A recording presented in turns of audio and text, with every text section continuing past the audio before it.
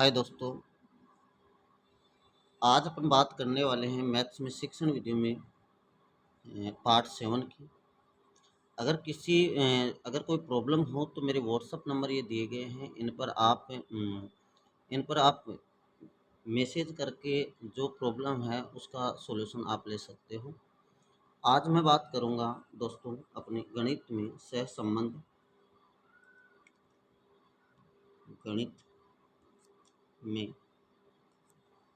गणित में सहसंबंध की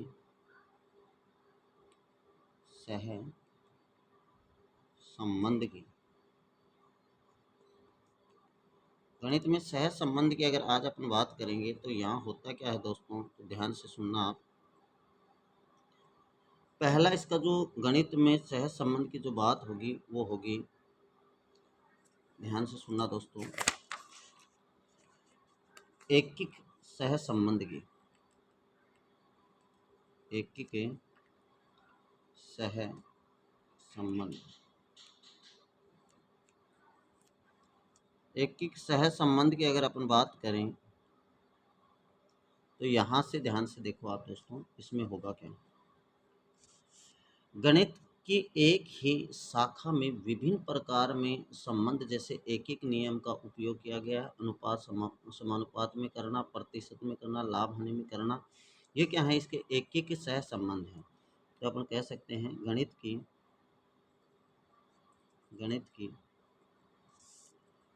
एक ही शाखा गणित की एक ही शाखा में विभिन्न विभिन्न प्रकार की या विभिन्न प्रकार में संबंध लिख सकते हो। विभिन्न प्रकार में संबंध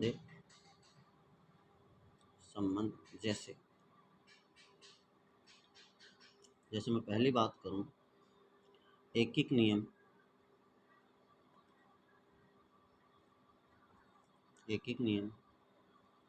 का उपयोग।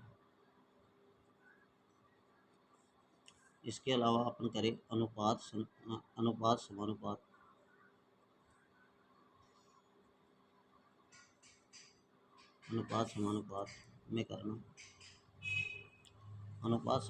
में करना, प्रतिशत में करना। इसके अलावा अपन कहते हैं लाभ हानि में करना।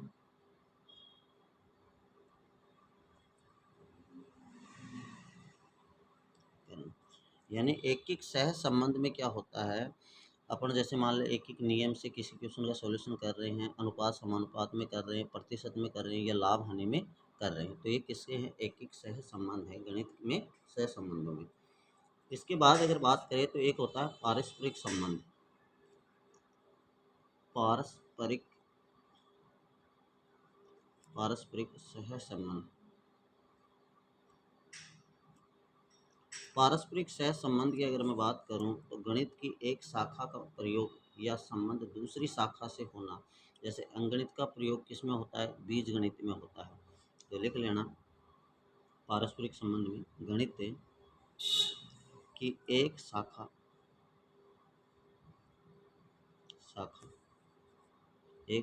में विभिन्न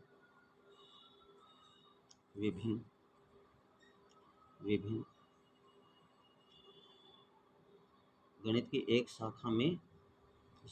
की एक शाखा का प्रयोग विभिन्न शाखाओं में करना।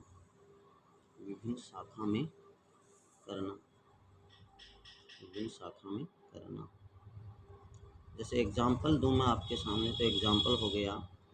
एग्जाम्पल की अगर बात करें तो मैं कह दूं कि अंक गणित का प्रयोग बीज गणित में करना।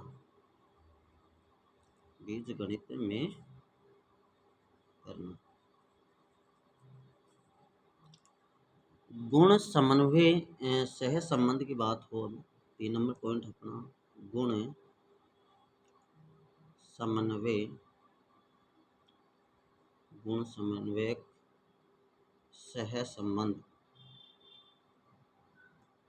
गुण समन्वयक सह संबंध की बात करूं, गणित का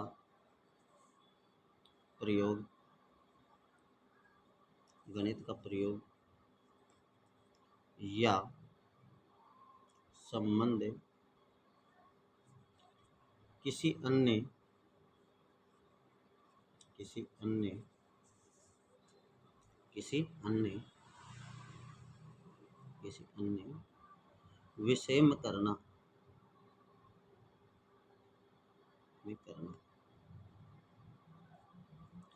एग्जाम्पल अपर देखें तो जैसे मान लो आपकी गणित का प्रयोग भौतिक विज्ञान में या अपन कहते हैं इकोनॉमिक्स में होता है, तो एक गणित का प्रयोग सह संबंध किसी अन्य विषय में करना हो तो उसे क्या कहेंगे अपन, गुण समन्वयक सह संबंध कहेंगे।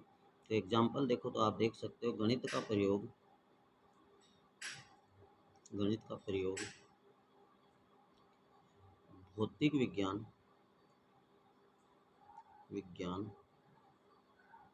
भौतिक विज्ञान में, या अपन कहते हैं इकोनॉमिक्स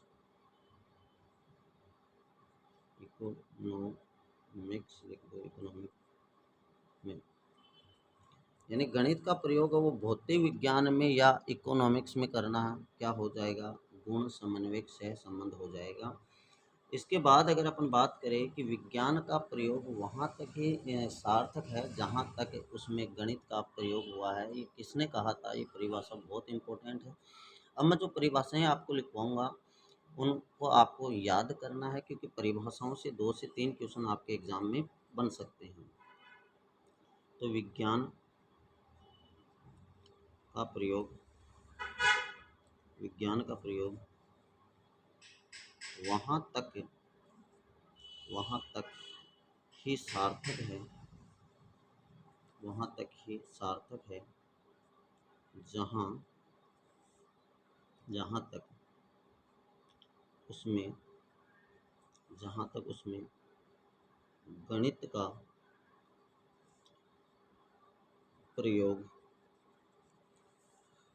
विज्ञान का प्रयोग वहाँ तक ही सार्थक है जहाँ तक उसमें गणित का प्रयोग हुआ है। वापस सुनना, विज्ञान का प्रयोग वहाँ तक ही सार्थक है जहाँ तक उसमें गणित का प्रयोग, किसने कहा था, याद रखना दोस्तों, कांट ने कहा था। किसने, कांट ने कहा था कि विज्ञान का प्रयोग वहाँ तक ही सार्थक है जहाँ तक उसमें गणित का प्रयोग हुआ है। दूसरी परिभाषा की अगर मैं बात करूं कि कांट ने अगली परिभाषा क्या दी थी, तो विज्ञान उसी सीमा तक सत्य है जहाँ तक गणित का प्रयोग है। सार्थक या सत्य लिख लेना इसको, विज्ञान उसी सीमा तक सत्य है,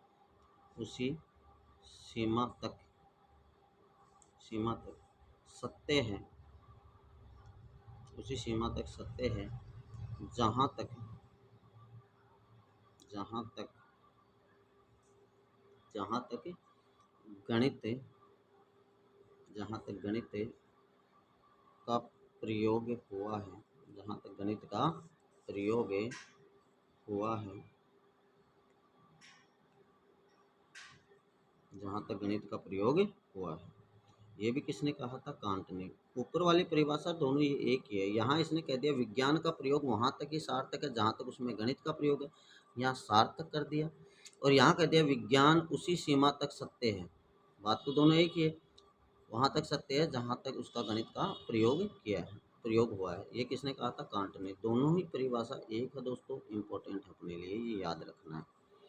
आगे वाले की अगर मैं बात करूं दोस्तों तो ध्यान से सुनना,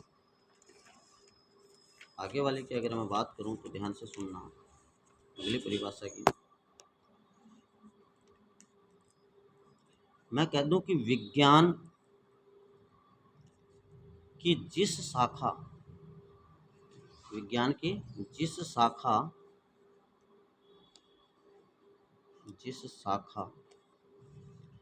का आरंभ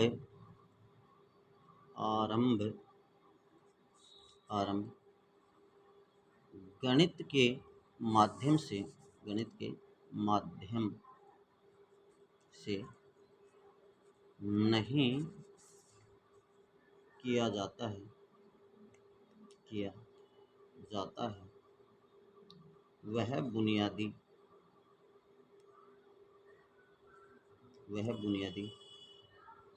तौर पर दोषपूर्ण होती है।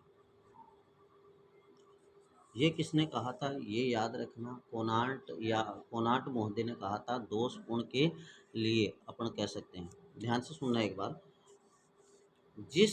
विज्ञान की जिस शाखा का आरंभ गणित के माध्यम से नहीं नहीं किया जाता गणित के माध्यम से नहीं किया जाता, वह बुनियादी तौर पर दोषपूर्ण होती है। ये याद रखना है मेरे दोस्तों, ये किसने कहा था, या आप कह सकते हो कोनाट महोदय कोनाट महोदय ने ये बात कही थी। क्या कहा दोस्तों, कि विज्ञान की जिस शाखा का आरंभ गणित के माध्यम से नहीं किया जाता, वह बुनियादी तौर पर दोषपूर्ण होती है। कोणार्क महोदय ने कहा था। तो दोषपूर्ण के लिए आप याद रखना, किसने कहा, कोणार्क महोदय ने। आगे अगर अपन और बात करें तो ध्यान से सुनना मेरी बात। अगले जिस पॉइंट की मैं बात करने वाला हूँ, शिक्षण के उद्देश्य, इसके बारे में अगर अपन बात करें, शिक्षण के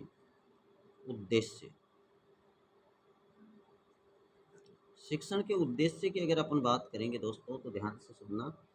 शिक्षण प्रक्रिया या शिक्षा उद्देश्य आधारित है। उद्देश्य बिना शिक्षा प्राप्त नहीं की जा सकती। अगर अपना उद्देश्य है कि अपन को शिक्षा प्राप्त करनी है, तो शिक्षण प्रक्रिया को अपन क्या कर सकते हैं, प्रारंभ कर सकते हैं। जैसे मैं कह दूं, शिक्षण के उद्देश्य में जो पहला पॉइंट है अपना, शिक्षण प्रक्रिया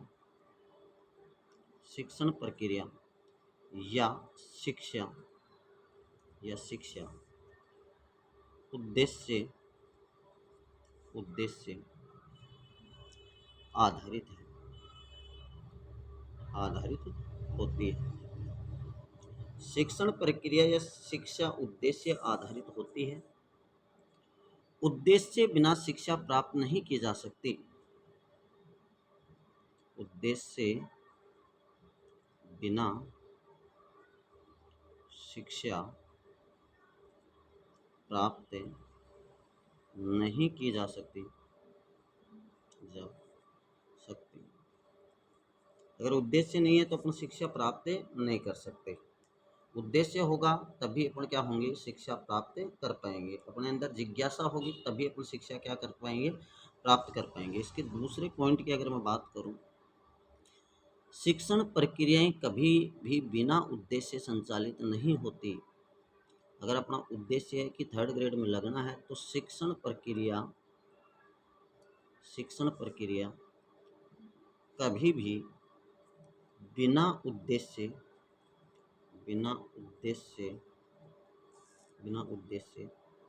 संचालित नहीं होती। शिक्षण प्रक्रिया कभी भी बिना उद्देश्य संचालित नहीं होती है। अगर अपना उद्देश्य 3rd ग्रेड में लगना है, तो अपन शिक्षण प्रक्रियाएं प्रारंभ करेंगे। बात सही है। अगर कोई उद्देश्य नहीं है तो अपन शिक्षण प्रक्रिया क्या नहीं करेंगे, पढ़ेंगे नहीं, उन चीज़ों को शिक्षा अपन ग्रहण नहीं कर पाएंगे। बात सही है। इसके अलावा तीसरे अगर पॉइंट की अगर मैं बात करूं, ये तीनों ही पॉइंट अपने इम्पोर्टेंट है। जैसे मैं कह दूं, उद्देश्य पूर्वदर्शित लिख लो। उद्देश्य क्या है, पूर्वदर्शित लक्ष्य। उद्देश्य पूर्वदर्शी लक्ष्य है जो किसी क्रिया को संचालित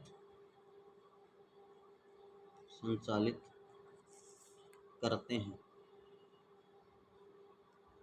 किसने कहा था ये, तो याद रखना, डीवी, जोन डीवी, ड्यू, ड्यू, डे,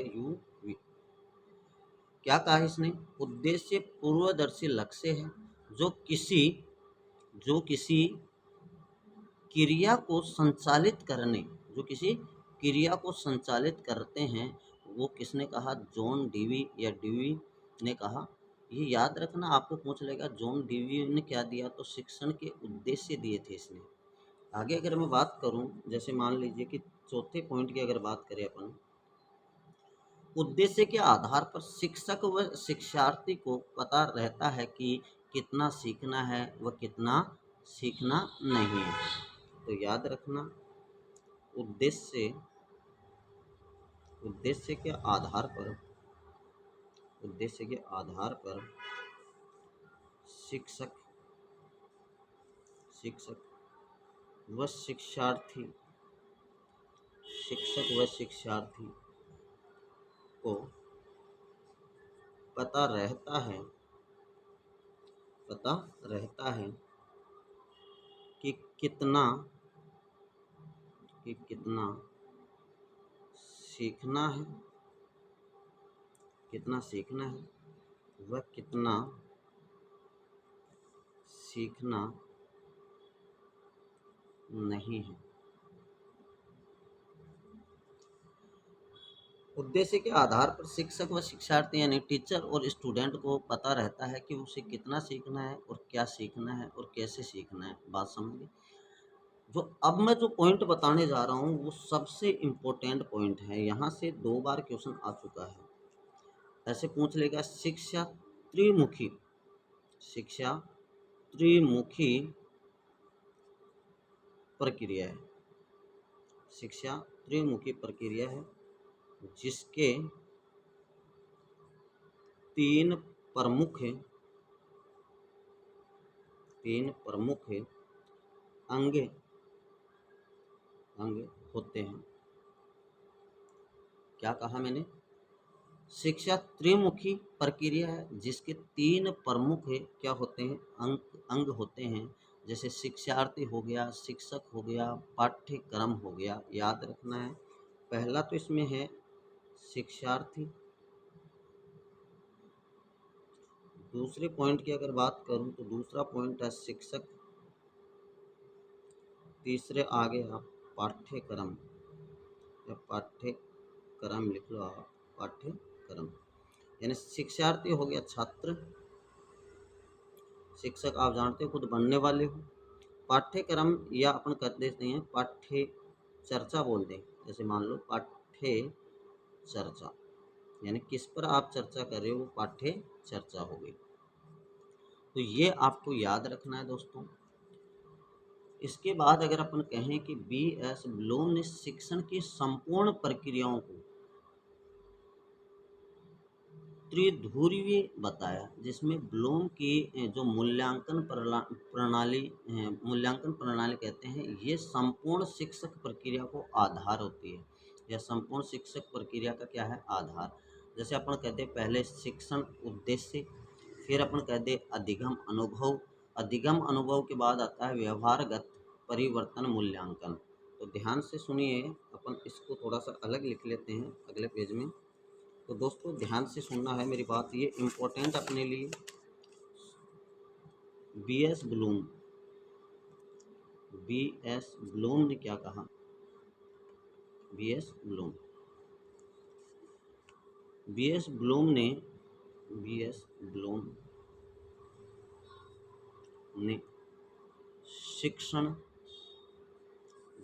ने शिक्षण की संपूर्ण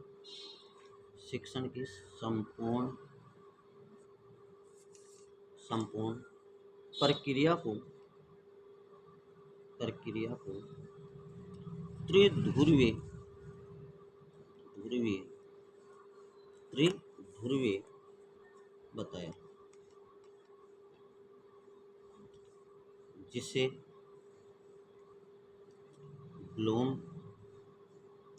ब्लूम की मूल्यांकन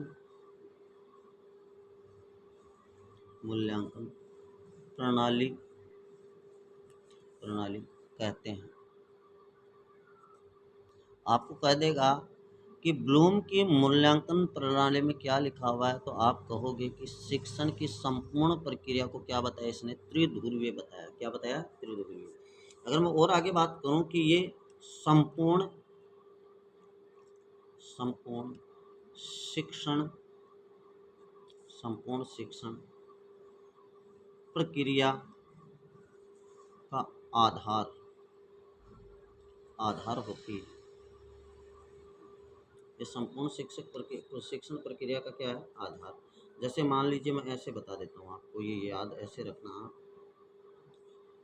यहाँ है शिक्षण उद्देश्य। अगर अपने पास उद्देश्य होगा, शिक्षण उद्देश्य, तो अपन क्या करेंगे? अधिगम अनुभव करेंगे। क्या करेंगे? अधिगम अनुभव। सर ने पढ़ा दिया है ये आपको पॉइंट। अनुभव करेंगे। अनुभव करने के बाद अपन क्या करेंगे? उसको व्यवहारगत परिवर्तन में मूल्यांकन करेंगे। व्यवहारगत परिवर्तन में क्या करेंगे? उसका मूल्यांकन करेंगे, आकलन करेंगे, और उसके बाद क्या हो जाएगा? शिक्षण उद्देश्य अपना पूरा हो जाएगा। शिक्षण उद्देश्य की बात आगे करेंगे अपन। उसमें क्या आता है? ज्ञानात्मक आता है, भावात्मक आता है, क्रियात्मक आता है। तो दोस्तों आज के लिए इतना ही। बाकी अपने मिलेंगे अपने नेक्स्ट वीडियो में। तब तक के लिए धन्यवाद। एक ज़रूरी सूचना, जो मेरे ऊपर नंबर दी हुई व्हाट्सअप नंबर है, अगर किसी भी आपको शिक्षण वीडियो में कहीं भी डाउट लगती है तो आप व्हाट्सएप पर शेयर कर सकते हैं, उसका आपको सॉल्यूशन मिल जाएगा। इसके अलावा जो मैं मैथ्स की पीडीएफ है या शिक्षण वीडियो की जो पीडीएफ है वो वहाँ शेयर करूँगा। ओके, तो धन्यवाद। जय हिंद, जय भारत।